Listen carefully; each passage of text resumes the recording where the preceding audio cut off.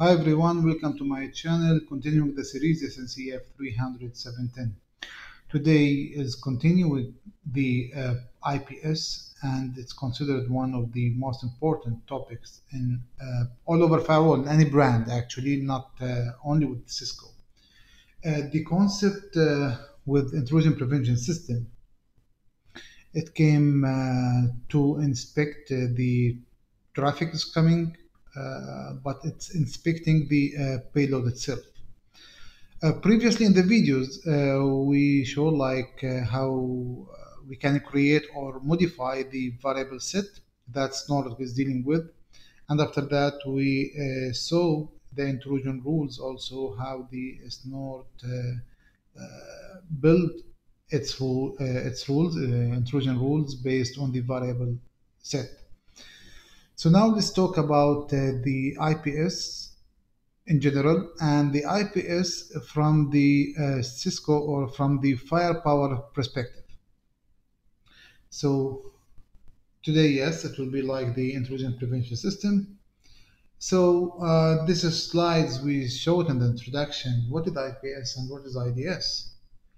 IPS, very simply, is network security. It secure your network, responsible to secure your network from the prevention of these threats or attacks that coming against your traffic. This detection actually, it was divided before between prevention and detection. So detection, we were talking about like IDS, but nowadays IPS is doing both roles. The IPS is doing the prevention and also is doing the detection. Great. So IPS, how it's working? It's working based on two main categories: signature and anomaly-based detection. Signature, how? It is the same concept of the antivirus engine. Same concept, not the same. It's working with the signature. The IPS is working with pattern, normally with pattern, with behavior, with metadata. Okay, what does all this means? IPS has a signature. This signature brought from the let's say CVE, the common vulnerability and exposures. Now we will go to what's common vulnerability and exposure, or CVE. Actually, it's list of the codes or signature of the IPSs that all the antiviruses or all the security team like Talos and others are working and updated each other for this exposure. Like this is an attack happened, and please just to try to update the database. And of course, like any CVE or any attack will be having something called CVSS, Common Vulnerability Scoring System. Like if I want to go to Firefox, just let's write CVSS. Okay, let me check what is here. Great. This is here, if I go to the calculator, there are some factors that this CVSS getting scoring. Okay, so this score is based on number. This is the number from let's say 0 to 10. So this attack that you want to calculate the score, the attack vector or AV call, it's affecting the network, adjacent, local, physical. So let's say it's affecting the network. Great. So attack complexity. Is it low? Is it high? Let's make it low. Privilege required. Okay. Does this attack require the privilege? Then when I attack, okay, I attack with a normal user, so I need to escalate the privilege to an administrator or something like that. Let's say no need. Of course, if it's high, like yes, I need escalator, then it will be difficult for the attacker, so the scoring will be reduced. User interaction. If this attacks need for user interaction to double click on anything to start the attack, if it's required, so it will be weaker. So none, it will be very strong. Scope, unchanged or change. Let's say unchanged. Confidentiality. If this attack is very dangerous or affecting the confidentiality, confidential integrity and availability, the CIA trimmed, if you remember, in the CCNA security. So confidentiality will be low. Integrity, let's say, also low. Availability, no, it's not like DOS attack, denial of service attack. So now it's giving you a score. This score called CVSS, Common Vulnerability Scoring System. So it's giving 6.5. It will tell you that, yeah, this is a medium attack. Still, like it's not an easy one. So let's say for the availability, if I make it low here, then the number became 7.3 and it's telling you high. Actually, the high here is starting from 7, as I guess. So this is the scoring system that all the attacks or viruses can be rating by that. So this is what your database will be like updating with. So let's going back to our slide. So this is the signature that will be updated. Yes, these signature, these are the signature that I have. If it's matched the signature in the database, then the IPS will detect it and prevent it. And another thing, and this is called anomaly-based detection. In some books or in some like revisions, it said artificial intelligence. Why artificial intelligence? Because it's working on the behavior of the attack. For example, if I can't find a packet has 5 headers, so having 5 headers for a packet is something abnormal. But I don't have the signature, I don't know it. Still, IPS, yes, can catch it. And it will put it like in a place and it will send an alert. Maybe this alert will be like false positive or false negative, it depends. If, for example, the behavior, I can find, yes, is doing something which it lead to buffer overflow. And buffer overflow is under the denial of service attack. So yes, this behavior, I know it before. Actually, this behavior came from where? It will be a baseline, and this baseline start doing its calculation and gather information about that. And after that, the IPS start comparing with. Actually, with Cisco or in Firepower, we have something nearby that. It's called network analysis policy. When we're creating the IPS, there is something called IPS tuning. I will explain it later. You have to tune your IPS. You don't rely on the IPS as is in the firewall. Yes, if you are not pretty sure how IPS is working and how to do that, so please don't play it. At least use the IPS as it is. Now, this analysis, we have an option like in Firepower. Firepower recommendation. Like what Firepower recommendation for me? It will do a recommendation, so yes, I can take it, and it will enable for me some rules as a change action and behaviors. We will see everything in the labs. So IDS is a detection, no need for that. Types of IDS, everyone knowing that. Types of alarm, this is very important. We have like false positive and false negative. False positive when the IDS or IPS catch an activity and say, yes, alarm, this is an attack, but it's not an attack. It was like a safe. So this is called false positive. So false negative is when it's defined an activity as a safe or beyond or intake, and this activity actually is an attack. So it's called false negative. Great.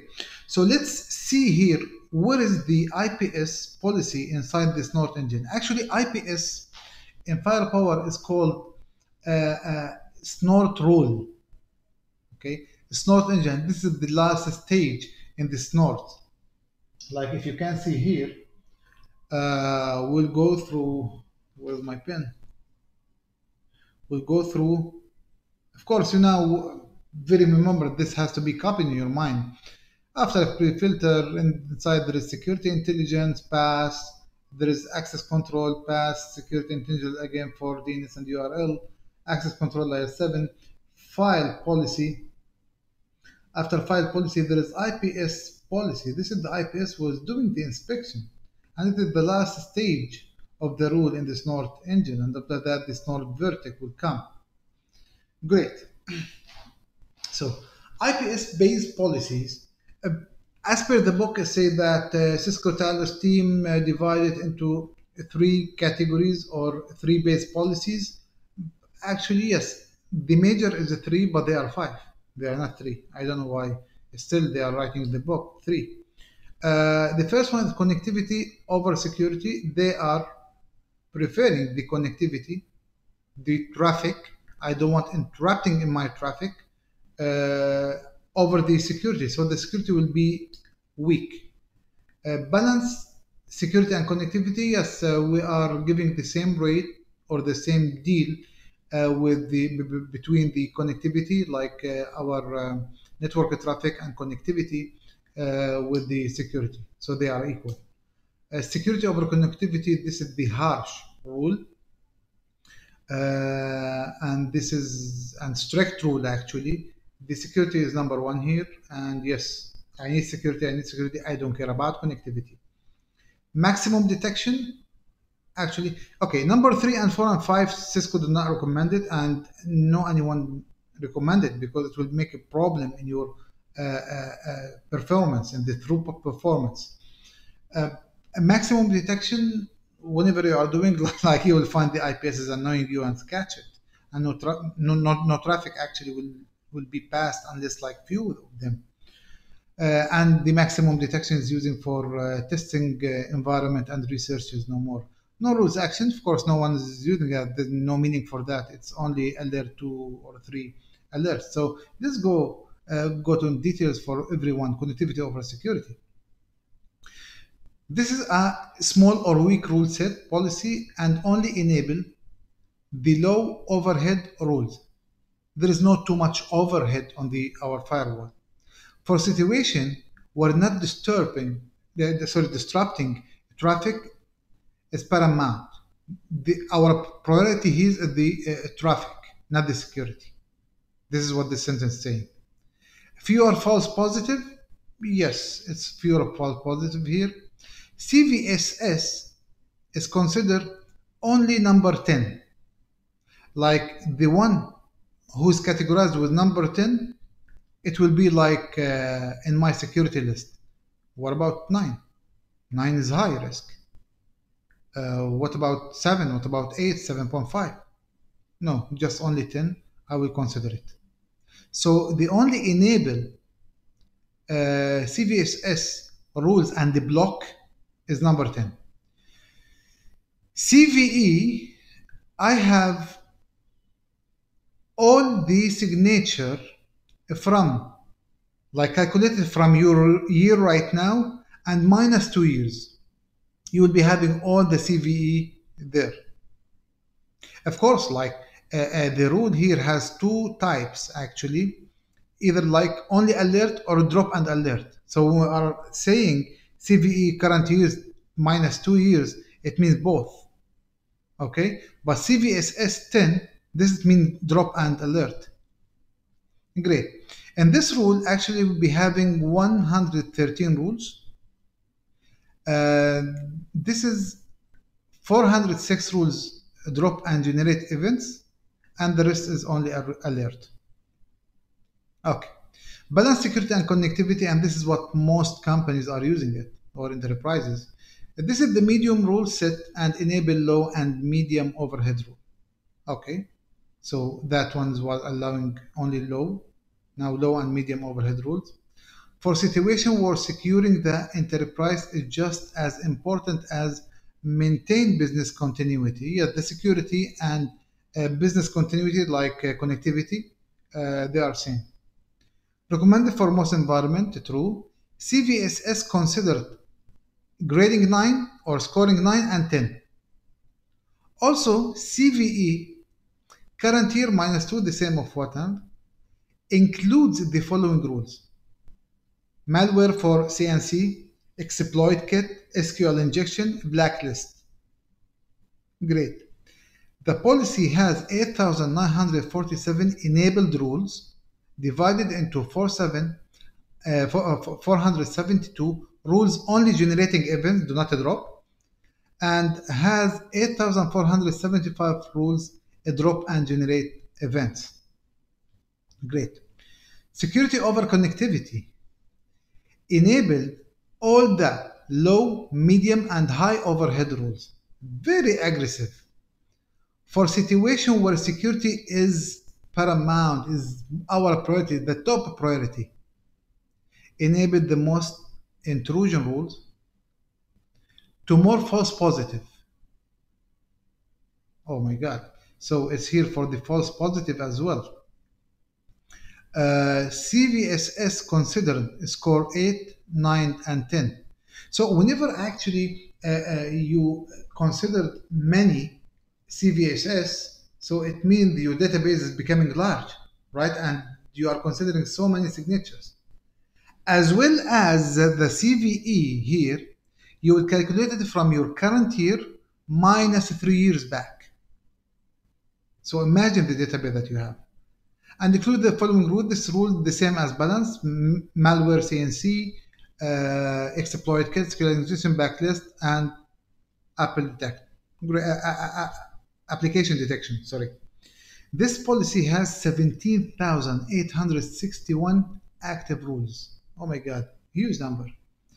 644 from them only generate events. 17,217 rules drop and generate events. You engineer, you can bear what's going on with your environment. Maybe you'll be having a slowness, not maybe, I'm sure. And you have to take care about your uplinks, by the way. Your minimum uplinks between the core switches and your firewall and the inside should be like minimum 10 gigabit per second. Believe me, if you didn't do that, you will cry day and night. After all of this, of course, you will be needing to tune your IPS for better performance. Now, maximum detection, this is the murder. No one is using it. This policy has 36,317 active rules. 1,364 rules generate only events. The rest, 34,953 rules drop and generate events. Use for testing, not real environment, not recommended. Exactly. No rules action. This policy is very poor, has only 3 active rules, generate events only. No one is using it. Important note, I put it for you always. Always not like that. So always we will try to modify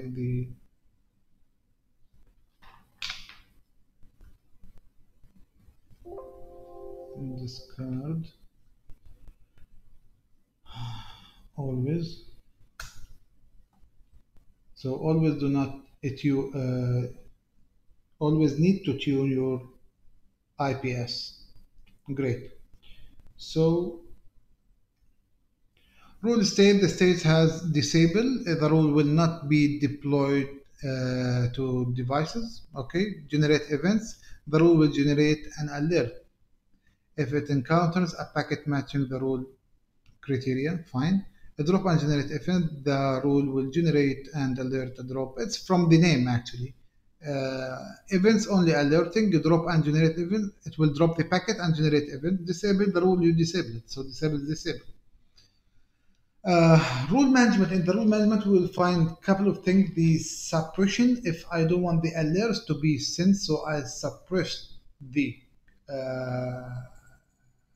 alerts in the rule, but I did not disable the rule, by the way, only the alerts. So the rule will be functioning perfectly. So if it will drop, it will drop, but only the alert here. We have some terminology called thresholding. Thresholding, we have like limit, and we have something else called threshold. So limit, I want to make a limitation for like my alerting sending. So suppose that I put a count of 10 alerts to be sent in 300 seconds. So only I will receive 10 concurrent alerts within these 5 minutes, 300 seconds. After that, I cannot receive anything. In another word, if I receive 10 alerts in 1 minute, so still for the 5 minutes, 4 minutes, I receive them all, then I will not receive any generated alerts after that until the 5 minutes finished. After that, I will be having 10 alerts to be sent within maximum 5 minutes. Threshold, this is the threshold will set the number must match before generating an alert within a given time.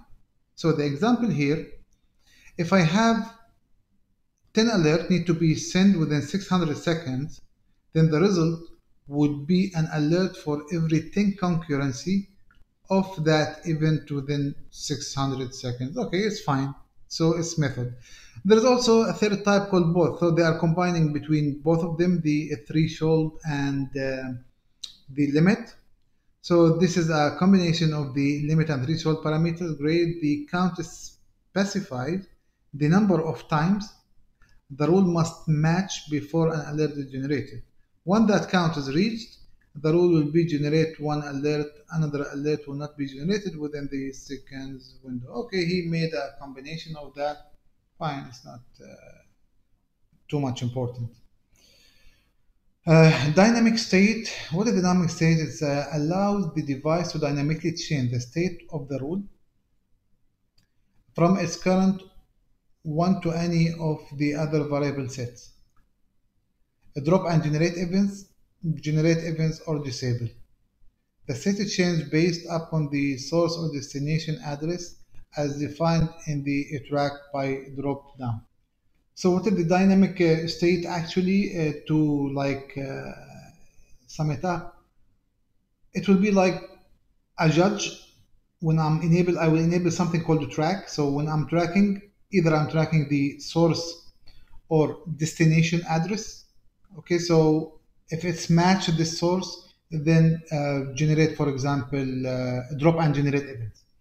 If it matched, for example, if I'm tracking the source and the match in the source, then only I want to generate events. Something like that. We will see actually in the lab. We will try to apply as much as I can for these.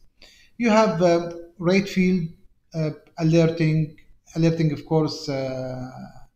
If you want to send alerts to your SNMP that we figured out in the system configuration, and we configured that SNMP, so it will send the alert there to the SMP. Comments if you want to write any comments. So this is all for the. This is all actually for. Let me open the. Yeah, for the firepower. So let's see now from where we can add. In the policies, we got used to deal with access control policy. You imagine how many policies type we have. We have the intrusion. This is our intrusion prevention system. We have malware and file system. We have DNS. DNS we talked already. Identity. We have SSL, pre-filter policy, network discovery. This is an amazing and it's working heart to heart with the intrusion prevention system. Application detector correlation. We have several actually policies, but all of them will be connected to the access control policy or access control rule. Now, let's go to the intrusion. Let's see. By default, it's empty, nothing. So how then the system will work? So let me, before going that, just I will show you in the access control policy because this intrusion prevention policy, it will be applied on the access control rule. So if I open the inside the access control policy that I have, you remember that we shifted and I have 3 roles only. So let's modify the first one, for example. It will open for me in the inspection. Here I have intrusion policy and variable set. You remember the variable set and file policy. File policy, this is another topic. So here it will be the maximum detection that I told you, connectivity over security, balance security and connectivity, security over connectivity. No action or nothing, it's not here. And here down, user created policy, it's empty because when we visited it was empty. So even if you don't want to interfere with this hassle, all in all, you can, for example, put it balance security and connectivity, and regarding the variable set, you didn't create any variable set, so rely on the default set and save, and it will do IPS for you. Okay, so let me cancel it. Yes, let's go and see all the options that I have in the intrusion prevention system. So create policy. You can name it any معياري IPS policy.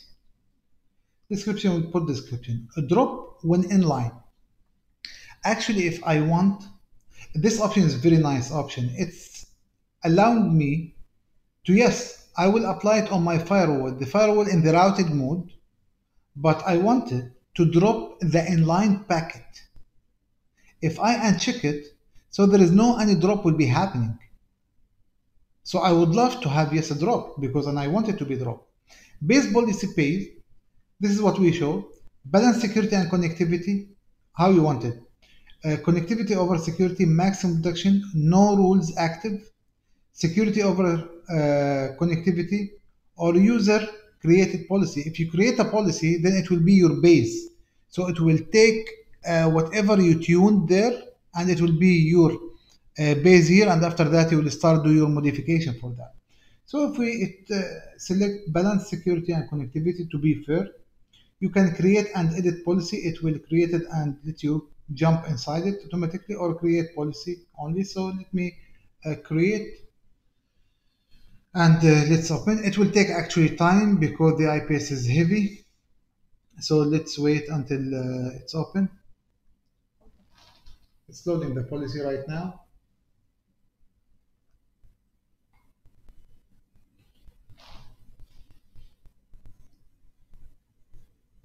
Okay, generate flag menu, finalizing rules, great. Great, it's open for us like this. And you can see here, it's a balance policy. The base policy is up to date. So great, because my FMC is connected to the internet, so it's up to date. And this policy has 8,947. This is what I wrote for you in the note. What is the policy generate rules, and what is drop and even. Okay. No recommendation have been generated. Click here to set up firepower recommendation. This is working with network analysis and all this stuff, but this is not our turn in this chapter. You can manage your base policy. If you click modify here, then you can change the base policy feature that you want. So if you change it, for example, connectivity over security, then of course it will take time to generate, because now connectivity is less, so it will remove the policies that drops, because the drop will be less. Now it's 8,475, so it will be lesser than this. That's why it will take time. So it's doing it changes for that. Okay, now then the drop rule is 400. It's very poor, and they told it this is low overhead on it. So let's return it back to the balance. So now this is in the balance. Okay, so let's go a little bit down. Here, specific threat detection, sensitive data detection, disable. Okay, this is the default action for intrusion rule threshold. So the threshold, the global thresholding enable, we will see it now. If you want to view it, you can view it from here.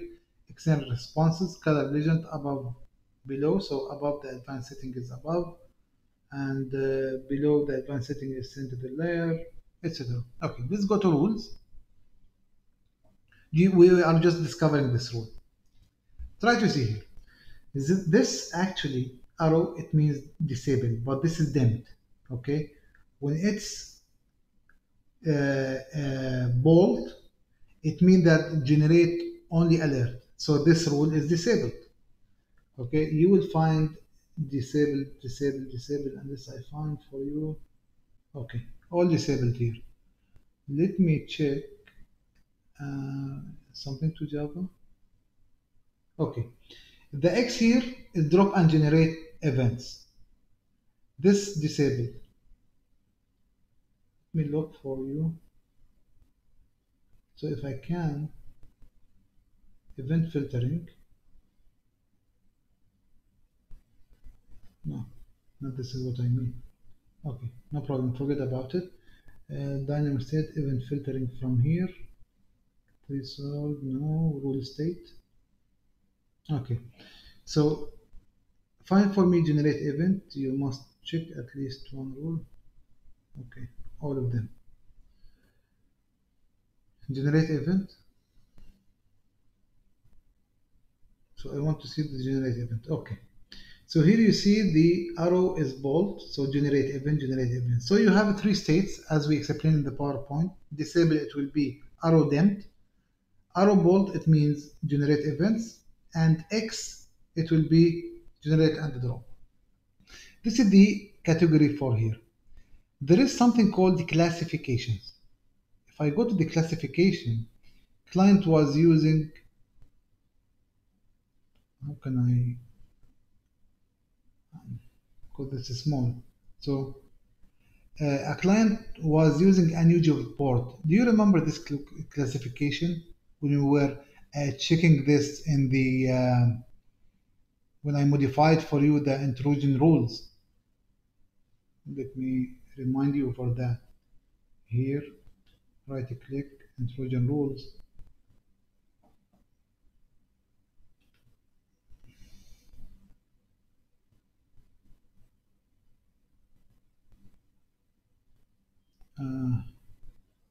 When I open any rule like this, modify.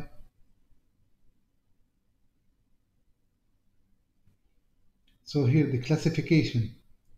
A client was using an unusual port and there are a lot of classifications. So this classification, you will find it there. Okay. So these are the classifications. So what is in the network? So in the network here, intrusion was yes, to only generate alert. And all the classifications that we talk about. If we go to something called Microsoft vulnerabilities, and let's say MS09, nothing, 06, I think it has, also nothing, nothing, no vulnerability with Microsoft. Microsoft is full of vulnerabilities, I don't know how, but it's fine. Maybe because this is balanced, so it's not getting the rules.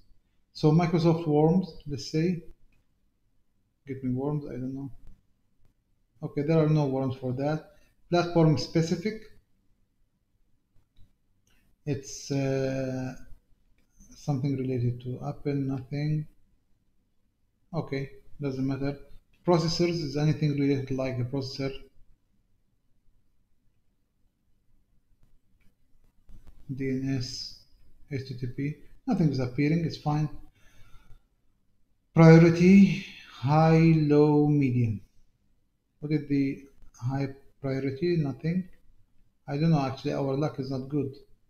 And of course I cannot memorize all of this. Let's see the minimum.